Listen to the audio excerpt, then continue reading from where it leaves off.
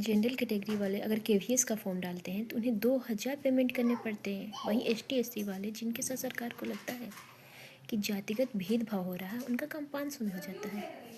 1500 हमें extra payment करना पड़ता है, चाहे हम दे पाए ना दे पाए, देना पड़ेगा। केवीएस का फॉर्म डालना है तो विशेष वर्ग के बुद्धिजीवी कहते हैं कि इन अपर कास्ट वालों ने पहले 900 साल पहले या इन नीची जाति वालों पे बहुत जुल्म किए हैं। उन पर टैक्स लगाए जाते थे, उनके पीछे या पैरों में झाड़ू बांध दिए जाते थे कि वो चले तो उनका निशान ना हो। तो कोई एक किया होगा जो उस पद पे पहुंचा होगा, जो अपने आप को ज़्यादा दिखाना चाह रहा होगा। तो नहीं कह सकते कि उस जमींदार के पास उतनी काबिलियत या उतनी शिक्षा होगी कि वो समानता का अधिकार को समझ सके। नहीं होगा, वो दयालु नहीं होगा, तो सबने नहीं किया होगा।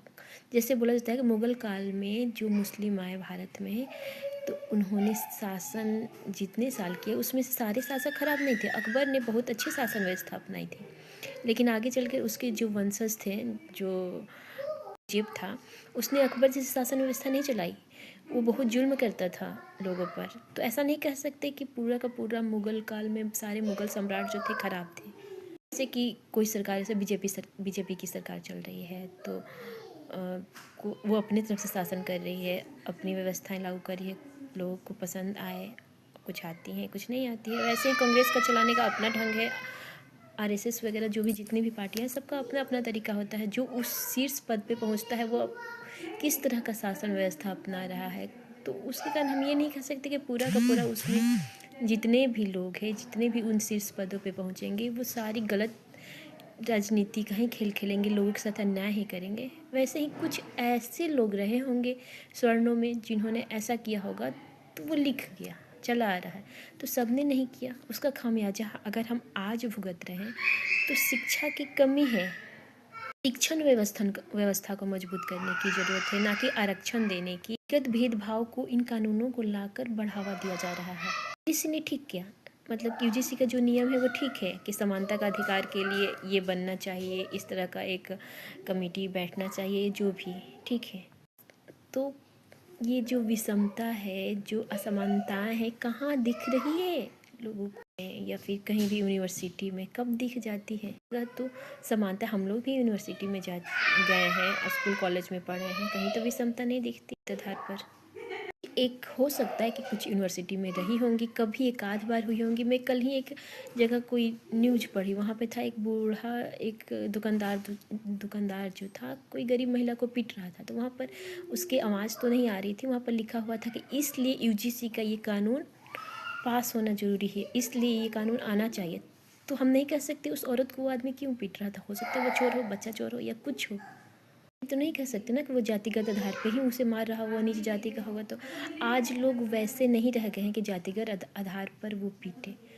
शिक्षा ज़्यादा बढ़ गई है, और शिक्षा अगर कहीं कमी है तो शिक्षा वहाँ बढ़ाइए, उन्हें ज्ञान दीजिए कि अगर हमारे संविधान में लिखा हुआ है कि समानता का अधिकार होना चाहिए, तो समानता का अधिकार होना चाहिए। शिक्षण व्यवस्था को मजबूत कीजिए। आरक्षण लाकर तो आप यही कर रहे हैं ना, कि जैसे कि बच्चे को दे दिया जाता है कि जो मनमाना ढंग से कि ये मांग रहा है, चलो वो दे दिए, तो उसका वैल्यू नहीं करता है वो, कुछ देगा। अरे हमारे सामने ही एसटी एससी वाले नाच के चले जाएंगे, चले ही जाते हैं बोल के, हम एसटी एससी वाले हैं, अगर हम एक ये कर दिए ना तो हमारा सुना जाएगा, आपका नहीं, क्योंकि हम एसटी एससी वाले हैं।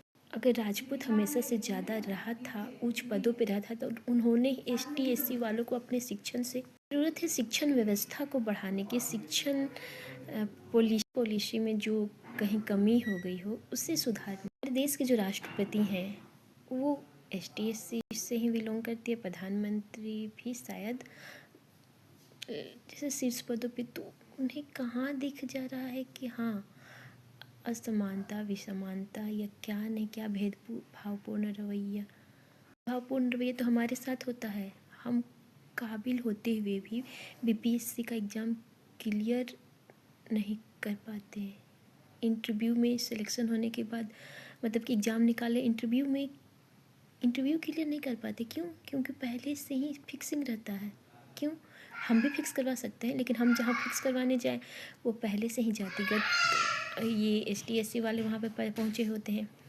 तो उनसे पैरवी जब लगाएंगे तो पता चलता है कि वो राजपूत या फिर स्वर्णों को, जो भी ब्राह्मण हैं, उन्हें आगे बढ़ने नहीं देखना चाहते, तो हम मार्क्स लाकर भी पीछे रह जाते हैं।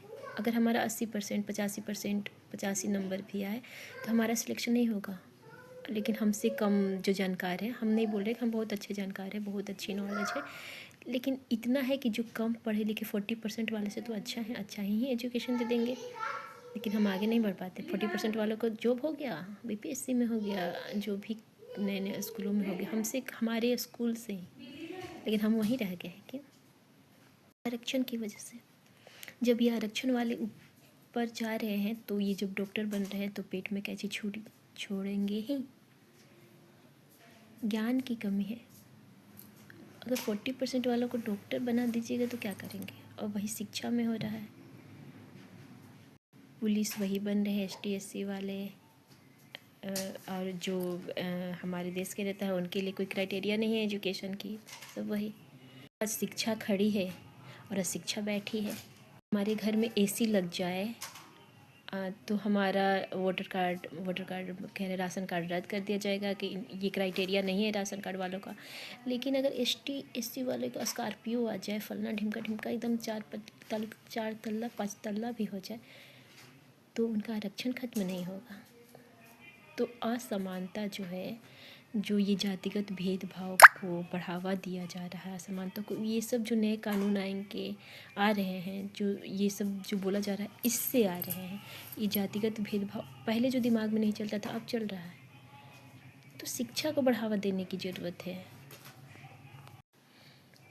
Thank you friends. और कुछ कहना था लेकिन मैं वीडियो को अपने यहीं बंद करती हूँ। धन्यवाद। थैंक यू, धन्यवाद दोनों।